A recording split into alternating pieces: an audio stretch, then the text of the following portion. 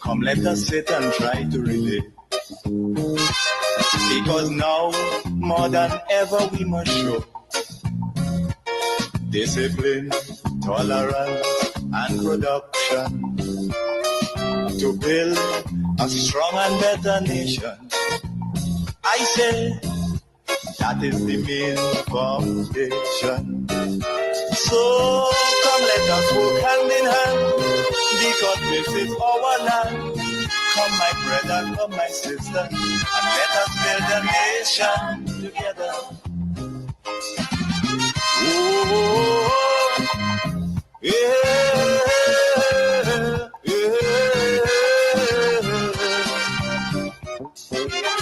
oh, yeah,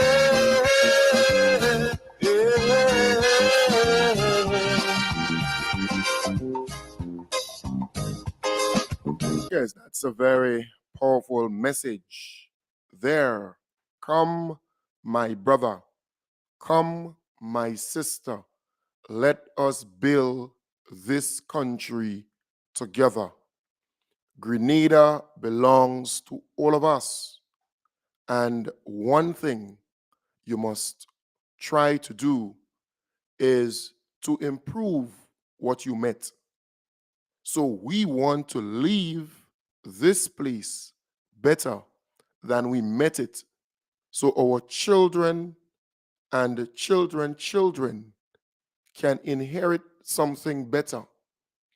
So again, I say to you, come, let us build this nation together. I want to welcome you wherever you are. I want to encourage those on Facebook and YouTube to share the live so your friends can get to view, to follow the program. Those of you listening on Vibes 101.3 FM and 106.3 FM, and also 106.3 FM in New York. That's Wild 106.3 FM in New York.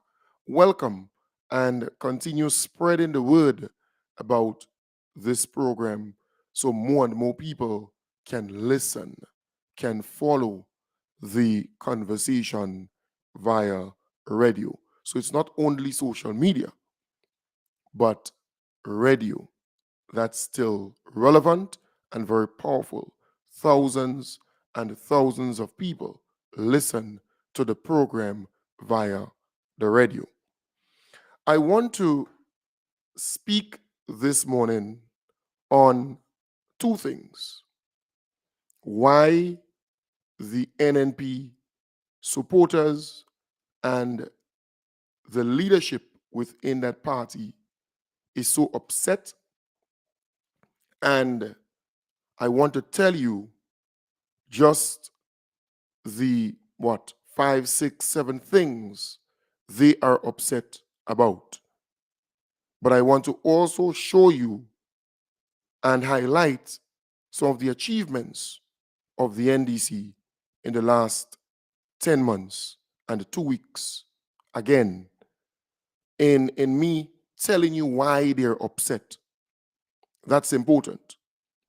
So firstly, let me tell you some of the things they are upset about. So they are upset about the removal of the $150 from the poor relief that some people were receiving. But you must know the NNP, just before the election of 2022, put about 2,000 more people on that list, and the majority of them are their supporters. And they never went through any process. They never went and checked to make sure that these people deserve that poor relief assistance. All they knew is that Election was around the corner. They wanted the votes of these people, and they just add them to that list. And when I talk about the NNP, the acronym stands for the New Nasty Party. So they're upset that this $150 was removed. But here it is. The NNP, they make sure that there was no budget in place to continue paying this $150. This additional $150. There was no money there to pay these people. So they know that. And they also know that it was temporary. It was short term. They also know that. Because it was like a relief measure that was put in place, right? And they were angry when the Honorable Delma Thomas came out and explained that this thing was temporary. This thing was never permanent. So they're angry still over this 150 because the people they say who are affected are the poor and the vulnerable.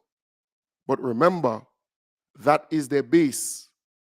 They keep the people poor and they keep the people vulnerable to get their votes over and over again. It's amazing. So there's no reason why they should be angry or upset, but they want something to talk about and they want something to be angry about, to be relevant. So you understand the 150 saga. You must know that they added some 2,000 or so people to that poor relief assistance list, giving them that money, that extra money, just to get the votes. And you must know that there was no budgeted allocation, no money there to keep this thing going. And you must know that it was a temporary measure and they knew that it will expire, but they have a history of setting boogie traps. When they're in government, they will do all kind of stupidness. And when NDC comes in, NDC has to clean up the mess. And NDC has to be responsible for fixing all what they didn't fix. And that's how they do it. But this time around, they are dealing with a different team of people. The last time, man, they set all kind of boogie traps. But this NDC team is different.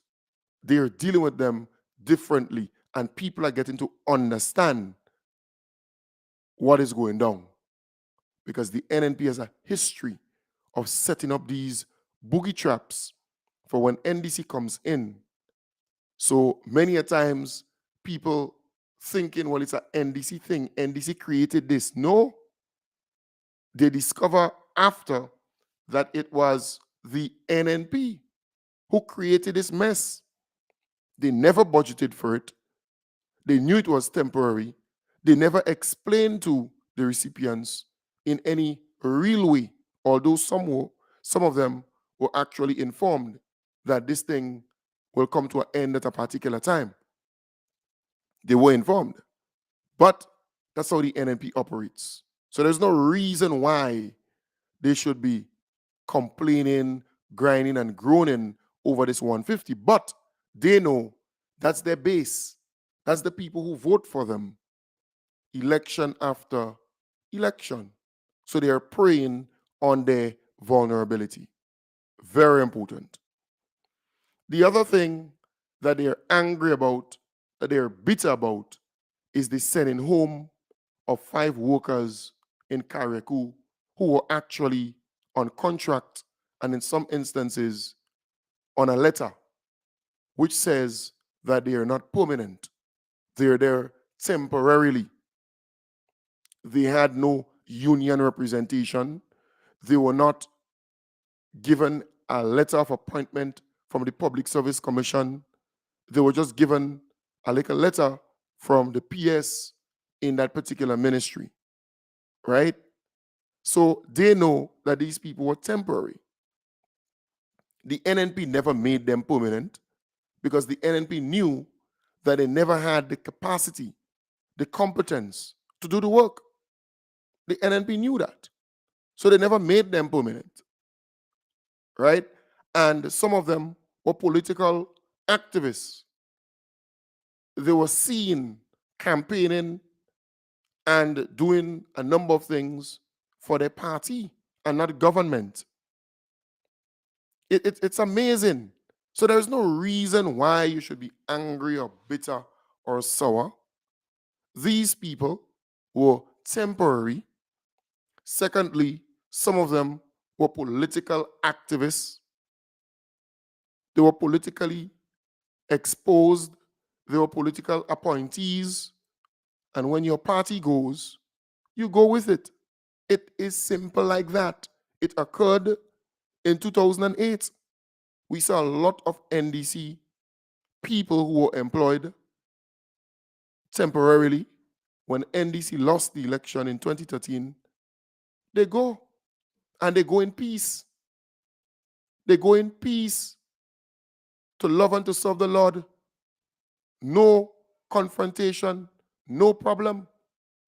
But no, the NNP is not like that. They want to be relevant. They want to create mayhem, confusion, bacchanal, and they want the unsuspecting supporters to believe that these people are permanently employed. But why they cannot take the government to court? Why?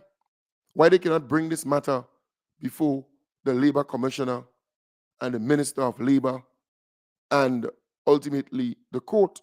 They can't, because they were never permanently employed. And I say to them, if the NNP loved you so much, why didn't they make you permanent? Why? They made some of their supporters permanent. Yes, because those were the smarter ones. They made them permanent. It's amazing. Let's move to another thing. You hear them complaining in the last 10 months and 2 weeks about those workers who were employed with this faith organization and CJ, this CJ and faith organization. This is not a government body. It's not a statutory body. It's not something that government is really responsible for. The NNP created, right, the avenue for these organizations to get a contract and start operating, right? I just forget the word used. It's like they open up these things for people to actually bid, get a contract, and do it. Outsource. So they were outsourcing the services. So the CJ was responsible for the constituency offices. And this faith organization came about with COVID-19 and spraying of hands, sanitizing hands, and so on. So they had people in different schools. So that in itself is pretty much temporary. COVID no longer a global pandemic. COVID is like a normal thing now, right? But anyways, that happened pretty much a good time now, huh? It was not a biggie. All the different protocols and everything that they have been scrapped, more or less. They're not observed. So these people were not employed with the government of Grenada. But these organizations were receiving a huge sum. You cannot tell me that you collect money from government, a check, and you spend all. So you're not putting anything away for rainy days, just in case the government come up short or late to pay your staff, or you don't have nothing to fall back on. How you are running this thing? Paycheck to paycheck? So a new government came into power, and they have a right to evaluate and assess all of these things before just giving you a check, giving you a check, giving you a check. And they discovered certain things, and as a result, what do you expect them to do? So these two organizations, they are responsible for paying their workers. And you telling me the only client these two organizations or businesses had was the government of Grenada? Something just not right there. Why they were not able to attract other clients to do a similar thing? Because it was not only public schools that were affected by COVID-19 or businesses. It was not only government, nearly everybody and every entity. CJ, for example, only constituency offices, something just not adding up. So they're calling on government to pay these workers. Government never employed these people. The workers of these two companies or organizations or whatever they call them, these companies are responsible for paying their workers. So again, this anger, this blame game, this rubbish that they speak, it's not adding up. It's not going anywhere. Then they jump on the stadium car park vendors, right? Because they want to jump on any and everything that will make the government look bad. And I believe deep within my heart that they were involved in setting up this particular issue with the stadium car park vendors. That is what I believe. So here it is. The vendors were placed in the stadium temporarily because the market was under repair, under construction. The NNP spent a whole, how many years that market was under construction by? Almost 10 years, and it might be even more. They can't get it done. They can't fix the thing. They can't complete the thing, right? Because the NNP has always been very incompetent. The vendors had to return because the NDC decided, look, we have to get you back into the marketplace because the stadium car park is not for that, really. And we are now discovering that a particular individual was eating a good food from this stadium car park vending. It is rumored that some $18,000 per month were actually paid to that particular individual to set up certain things there every Saturday, every Friday, and every Saturday. And in some instances, they will just leave it up. It's rumored that that person who is a known supporter of that party was eating a very good food, a big food, right? So the vendors were moved back to the market. And look, I came out openly and said they should have done some consultations, some meetings with them, and I explained to you it was the technocrats in the ministry who actually went ahead and do all of this.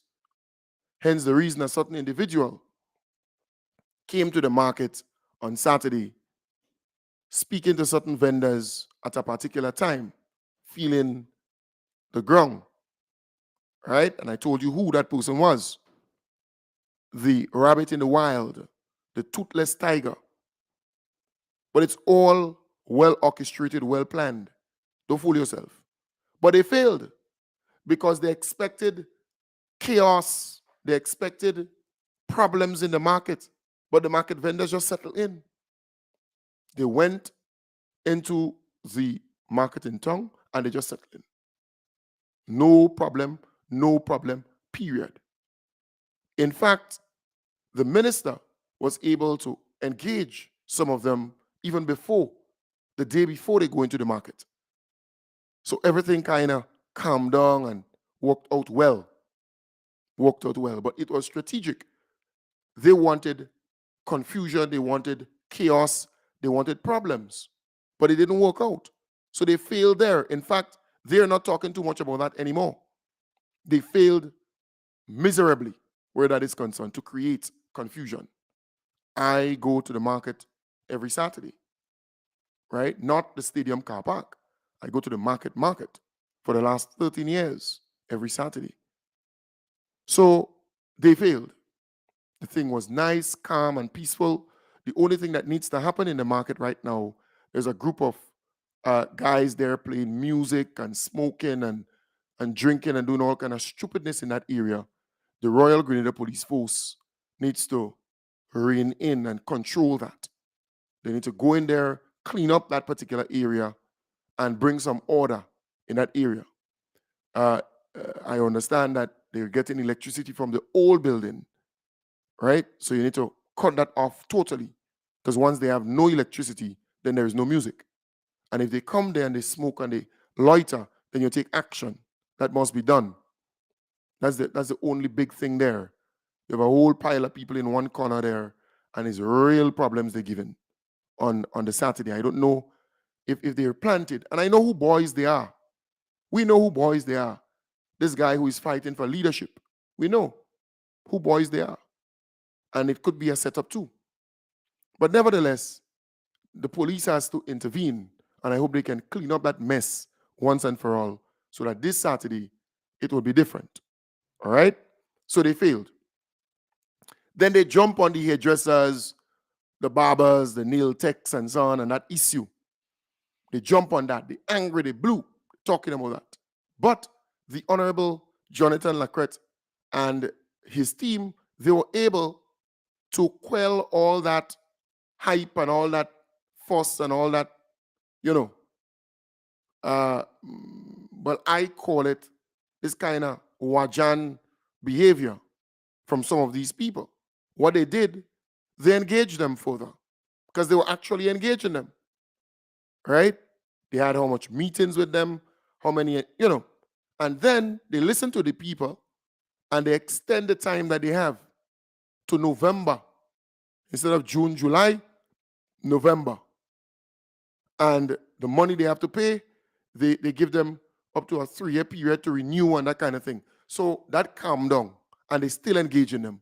So you ain't hearing nothing much about that because a certain individual in the NNP agreed on this to-the-point program that this law is necessary because you need to fall in line with standards and so on. You go to a hairdresser, they mix some chemical and they mash up your hair, even your head, and you have no place to sue for compensation because they're not insured, they're not licensed, they're not nothing. You go by a barber or somebody who say that they're a barber and they give you an alipang. You have no place that you can, go to get compensation or to be heard. You go to wax. A woman goes to wax. Somebody wake up one morning and say that they're experts in waxing. And the woman goes before that person, to wax their private part. And they get more than waxing. So you have to rein them in. You have to control all of this. You have to control it. This is not just you waking up in the morning and say, well, you're doing this and you're doing that and you're this and you're that. It has to be done properly. At least that person had the guts to say, well, they agree with that particular legislation. And you're hearing trained hairdressers and so on coming out and say this is the right thing to do. So that calmed down. They didn't have no room for that. Then they jump on Andy Williams' loan with the Grenada Development Bank because they're leaking people's private stuff from that bank because they have agents all about it, and they twisting the truth. They know that Andy Williams has been a client of that bank long time ago, before he became politician. They know that. They're fully aware of that. And they know that the first big loan that he got was under the NNP administration from that bank. They know that. They're fully aware when his business was destroyed by fire in September of 2017. So they know. In fact, September the 21st, 2017, the Grandlands hotspot. They also know that Andy's asset is way more than the loans that he's taken from the bank. But he's a Grenadian. God damn it. He's a Grenadian. What you want him to do, to thief? Huh? What you want him to do? To come and beg you to pay his mortgage every month? And when you decide you're not giving him the money to pay his mortgage, then he goes without and he ends up in default? He's a Grenadian. He's a damn Grenadian. And he has a right to go to the bank, any bank in Grenada, and get a loan. You all are too impoverished mentally. That is why most of the NNP supporters are wallowing in poverty and begging and scrunty. Come on. You don't realize those NNP, they acting like political drakes. You don't realize that? They're like Draculas set up to watch the blood bank, and they sucking it, everything from it. They're like political drakes, and they cannot see the situation that they're in. They're begging, they scrunty. Beggars, stop it. Realize what's going down with you. You're supporting a party for a long time. And look at where you are. You're deep in poverty. You're messing in a pit latrine, and you can't see. A Santa P must walk up, or some roach must and bite you. You understand the point? You can't see that. The children bright, and they're home watching you. No scholarship, no opportunity for them. Huh? I could take a bamboo and juke you from outside. Just juke you from that nest you're in. And you can't see that as a problem. And you have one man who has 19 million and 91 million, something like that. And then he's saying he love you. He love you what? He love you what? You don't even have a cent in your name. But you want Andy to be poor. You want him to come and beg and scrunt after election and after winning much times. You want him to still be beggy and scrunty. Or you damn lie. He's a Grenadian. He has a right to a loan. Go on and flush all your mind, all your poverty-driven thoughts. Go and flush it out. Right? Those political drakes. The NNP is acting like political drakes and Draculas who are assigned to watch the blood bank. What you expect go happen? It's like you're putting hyenas to watch goats or deers. What you expect go happen? They go devour them, they go eat them. Stop it. Or they're too damn bad-minded and nasty with all yourself. So they go after Andy, what they ain't see. Huh? Andy ain't even studying them. The guy's a Grenadian. In fact, if that had happened under the NNP, where some of those ministers had gotten the opportunity to get loan and pay back and so on, they would have been better off after they lose and they're no longer in government and so on. Give them the opportunity. Give everybody the opportunity. You're a Grenadian. But no, they want to keep you poor. And some of these people, for them, poverty is normal. You see some of those NNP supporters in tongue, you know, they have a hula hoop or a dog muscle, or even if they have a sandals, they behind their foot, he had like rock. Come, let me scrub your foot for you. Soak it in warm water and scrub it. I have a scrubber there, scrub it for you. They hate to see when somebody decent and clean and nice. They jealous when somebody doing the right thing. You know, you see them, you go on a bus with them NNP, and them they sweaty, sweaty. The stench, he be killing you all in. Yeah, that's how. Anytime you see those folks, they poor and they unkept and they're NNP. The majority of these people, look at them. If you see a vagrant on the street, there's a great probability that they're NNP supporter. Yeah, the majority of them. That's the people who they attract. So they want to keep you poor. But come, let me scrub your heel for you. And you see the nails, the fingernail, dirty, dirty, dirty. Huh? Look at nails. Cut it and clean it. Huh? The toenails again. Clean yourself and decent up yourself. Nice up yourself, for want of a better word. A little bad-minded. So they run mode, they're attacking Andy. Go and watch them. Huh? You see some of them with some old baggy clothes. When the wind take it, they could blow them up like a balloon. They unkept, they're not even in trend and style. They're jealous. They would see the prime minister with a nice pants with socks or without socks, and you're a little damn jealous. Go and find work and sort all yourself out.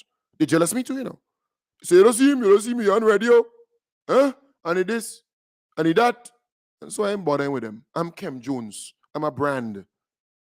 And I want to be forever young. And a stylish too, you know. So I just whine them out. And whining out them haters. All you bad-minded too much. All you NNP. I have no mercy and no sympathy for all you. I'm going and whining them out. Because for me, I don't really, who cares about these people? Because they're bad, they're evil, they're wicked, a lot of them. The mind is poor. So they can't see nothing good in nobody. Right? When I go to a funeral, I'm dressing in style. I go online, who young like Kem Jones? You're joking. I want to be forever young.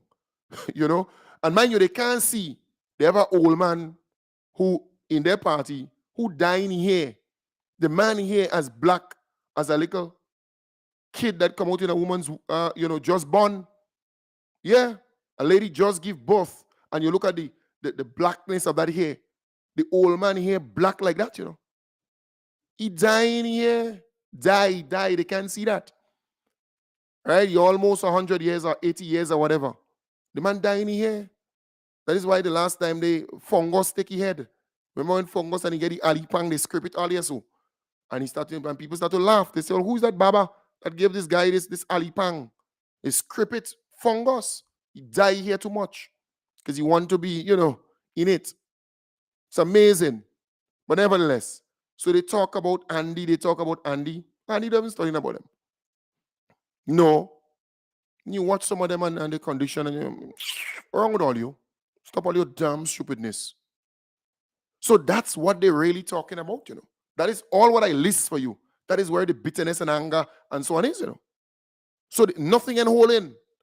The data protection bill come out, and after a while you hear nothing about it. Nothing. But that's how they function. So I am saying these people are bitter about that. But what really burning these people is the fact that they predicted that the NDC will fail. That is what they predicted.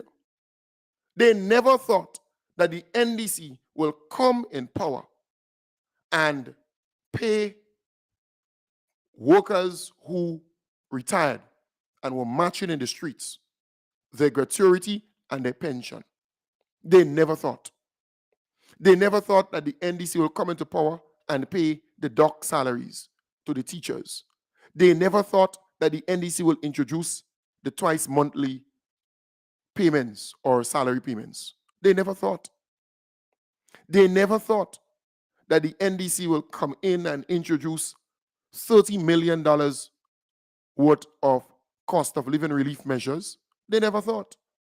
They never thought that the NDC going to put $15.1 million in the economy for small businesses, startup small businesses to expand and medium-sized businesses to expand and so on. They never thought that the teachers will receive 13% increase in their salaries without demonstrating and protest and so on. They never thought that the nurses will receive the $500 allowance. They never thought that we're going to get extra flights to come into Grenada where people in the diaspora could come into Grenada easily from Barbados and other islands.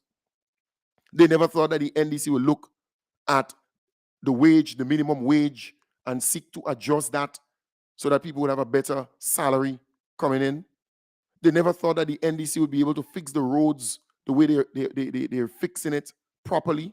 They never thought that the NDC was going to introduce the tax amnesty for 1 year for all taxpayers. They never thought that the NDC was going to remove 7.5% on the VAT on electricity consumption. They never thought that the NDC was going to reintroduce history in schools, start to fix the library, the public library in St. George's. They never thought that the NDC going to do the e-learning, the e-testing, for CPEA and introduce TVET in primary schools and all the way up. They never thought that the health centers and medical stations and so on would be fixed.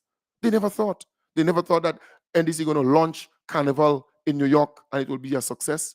They never thought that, the NDC will be able to appoint all the ambassadors and consul generals and all these people nice and smooth, proper thing, boy. They never thought that the creatives will be so important and relevant where they're getting 100% concession to bring in the equipment and all these different things. They never thought that we're going to be exporting mangoes to the United States again and mangoes to Trinidad, right? And dasheen and ginger and all those things getting markets. They never thought that the NDC was going to, sort out the marketing board mess that they created, that the NNP created. They never thought that.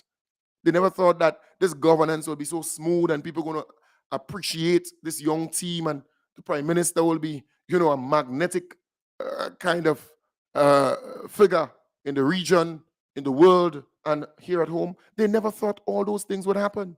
They never thought that this love and the deep likeness for our prime minister and the team, they never thought all these things. That is what they hate, They hate the fact that NDC was able to defeat them, beat them badly, and then receive that kind of love. The business community, everybody loved the NDC. They never thought that that would happen.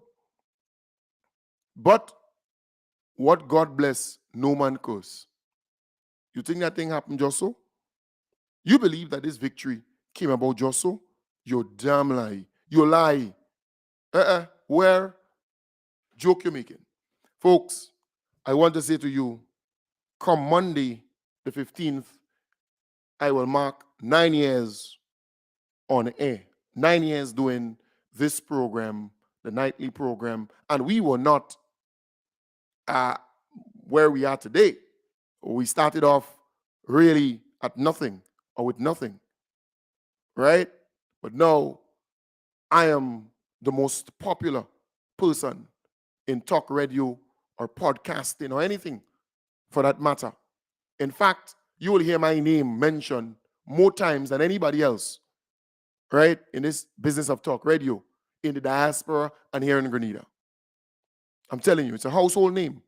The two programs, they are popular. Everybody want a piece of it.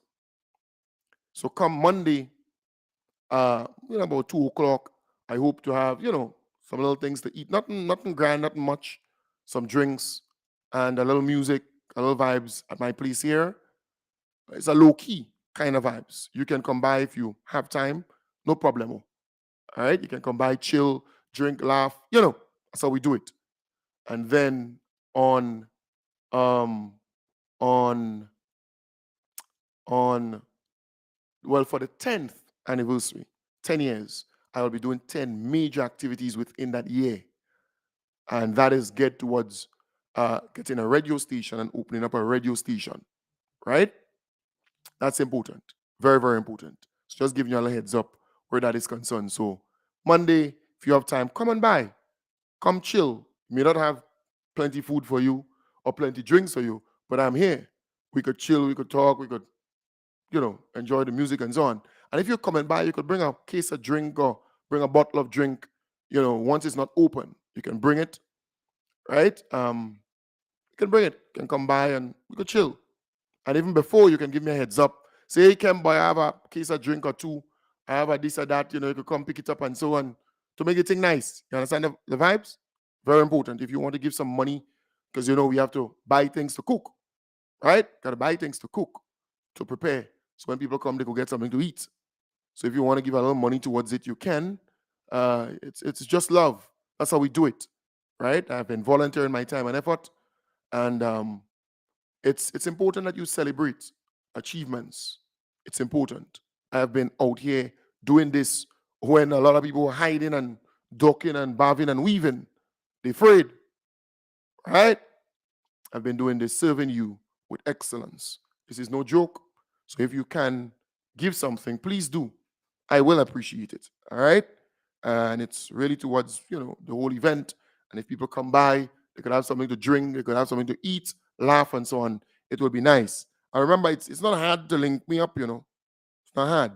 All you need to do is to holler at me, say, hey, Kem, boy, I want to give X, I want to give Y, and I'll take it from there.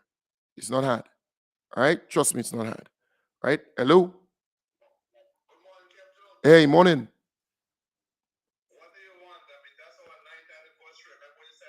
Right. Yes, I want $500. You give me $500? Huh? Nah. Nah, man, you give me a couple cases. Couple cases of drinks will do, right? Yeah. Nah, man, you just go by Ricky and you just pay for a couple cases of drinks, man. Stag, Carib, Heineken, or whatever Guinness, Yeah, man. Malt. Yeah, man. Plenty love. Plenty love. Correct is right. All right? Yeah, do that, man. All right. Plenty love. Yeah. Yeah, that's Dr. Pet Day. You say, what do you want? Does you want 500? I say, nah, just you're gonna buy a couple cases of drinks there. Yeah. So so it's important, that we celebrate this milestone. And the little that you have, the little that you can give, please, give so. Right? That's important. Very, very important. All right. Nice. Also, right. So remember the time, 2:00. So from 2:00, a little music, a little vibes here. If you can give something, holler at me. You know my number. My number is the most common number in Grenada, 415-4817. 1473-415-4817. And if you're a couple cases of drinks, maybe a goat, a sheep, right? A cow, pig, whatever you have, chicken, whole fall that, call me. I'll come and pick it up. You understand? Say, Kem, just buy, come and take that goat in the yard. You understand the point? But make sure the goat is yours, Make sure you're minding it and make sure and give it medication and thing. You know me, I'm very, that's how I operate. So a goat, a sheep, a cow too. Yeah, let me know. We'll come and slaughter it there, right? Good. And it will help. It will help the vibes and make the thing nice by. Right? Nice. So we have that covered. The NDC, the Deacon Mitchell Support Group in New York, they have a big activity coming up. All right? Who's that person calling me there? Let me take a call. Hello? What's that? Hold on. Hello? What's it? Morning.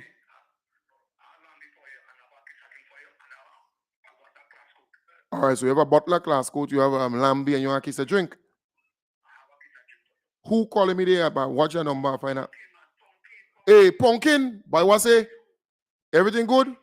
Well, I will come and check you down in Mount Airy down there, man. What day you want me to come and collect it? Nah, let me come Sunday now. Saturday. Huh? All right, good. We can remember how to prepare and thing, you know what I mean? All right, nice, good. That my boy Pumpkin. Plenty love. All right, Papa. Nice. Great. Pumpkin boy, that my good boy. I don't Mount Airy down there. Stand here. So the Deacon Mitchell Support Group out there in New York, they have a bus trip, boy. A bus trip. Let me see. Somebody called me. A good friend calling me. All right. Let me see. Again, I don't know. Hello, hold on. Hello. What's it? All right, beautiful. Nice. No problem. All right. Nice. That is my people on the top of the hill. On the top of the hill up there in Guav. Selling 2 bottles of wine for me, right? Good. Yeah, up there. Nice. So the calls coming in, call and tell me what you're giving me and what you're supporting and what you. That's good. Good vibes. Right? Nice. And I mean people up there. On top of the hill, up there by St. Rose Modern Secondary School. Good people. All right, nice. So the Deacon Mitchell support group, they're having a bus trip, right? A bus trip to Resorts World Casino, Atlantic City. That's Saturday, May the 13th. That's Saturday coming. Yes. And refreshments will be served. There will be games and raffle. Don't gamble. Don't gamble. No problem, right? If you don't gamble, no problem. Here are some suggestions.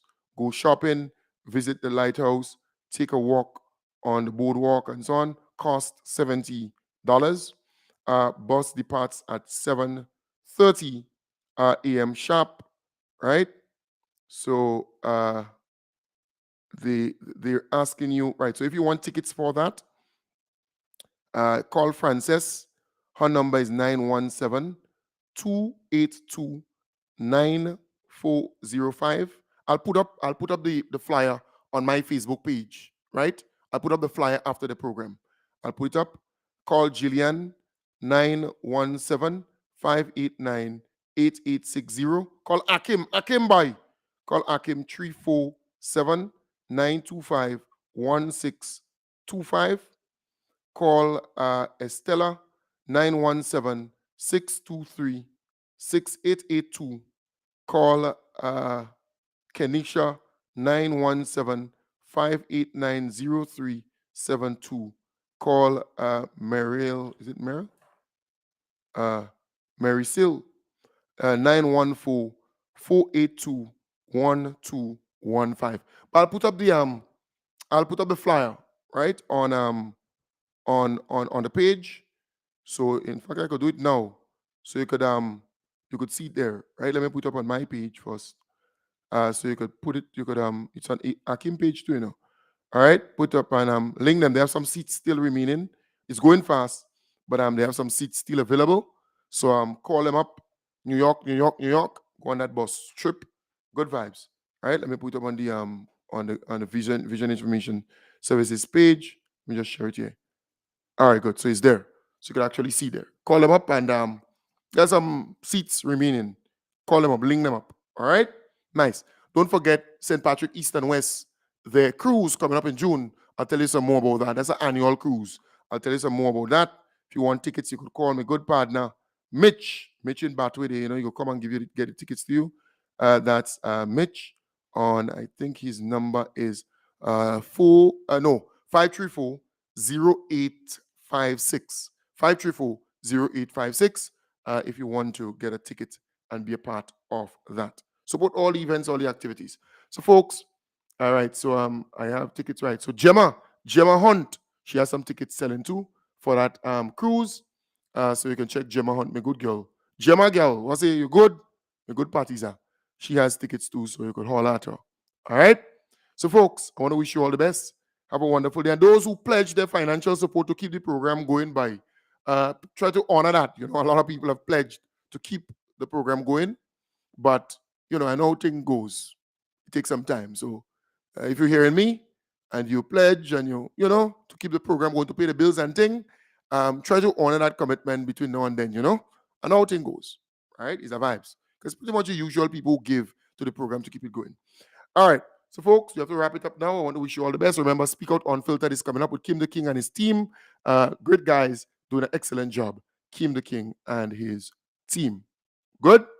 Take good care, folks. Bye for now. Got to wrap it up at this point in time. The proceeding was a paid program.